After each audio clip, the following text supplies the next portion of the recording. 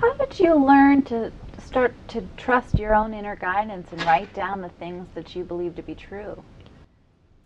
Oh, about the Imago theory? Yeah. Yeah. Well, there were two parts of that. And one part is a little bit embarrassing to put on tape because one could hear this as me being schizophrenic. And that may be the case. I know that some schizophrenics are very creative. But their creativity is that they hear voices. And so the stuff they get, comes from another world. Well, so there are two things. One is I have been a disciplined scholar and clinician. So I work really hard to be the best therapist I could be. That means I pay attention. I don't just do therapy. I'm theorizing all the time about the practice, experimenting with the practice out of theorizing. So I had a lot of stuff I could just write down because I was creating it with the clients. But what I discovered was there was this piece over here, and there was this piece over here, and there was no bridge between them. And it's like, okay, if that's true, and this is true, how do those things relate? And here's what started happening. I'd be walking around the city in New York, and suddenly the bridge would just fall in my mind. So then I would take the bridge back to the clinic and practice that with a client, and it would work. Wow.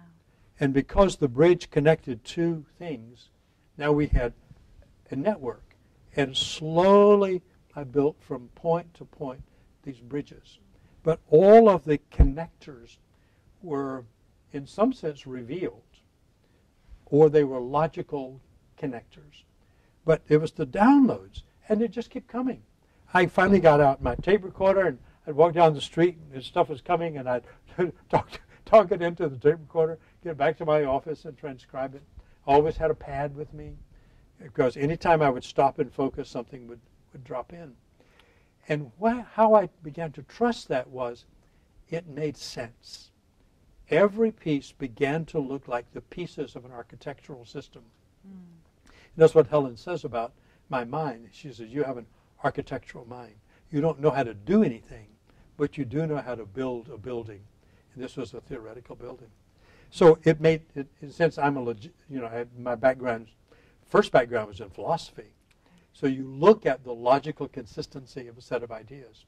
And if they're not logically consistent, they're just opinions. But if one interfaces with the other and faces with the other, after a while you get a gestalt, you test that in the clinic, you get a result, then you know you've got something you can trust. So you wait for the next piece. And then it was 8 years of doing that, and 2 years of getting together. And I realized when that book went together, that was a system. It wasn't just a bunch of essays on couples therapy. It was an intellectual, integrated, logically consistent system. And there were all the pieces. And actually, I have deepened, elaborated, added to, stretched, nuanced, but not basically substantively added anything to getting. I mean, connecting is not a major theme in the book, but it's a sub-theme. But after a while, that's the major theme of the book.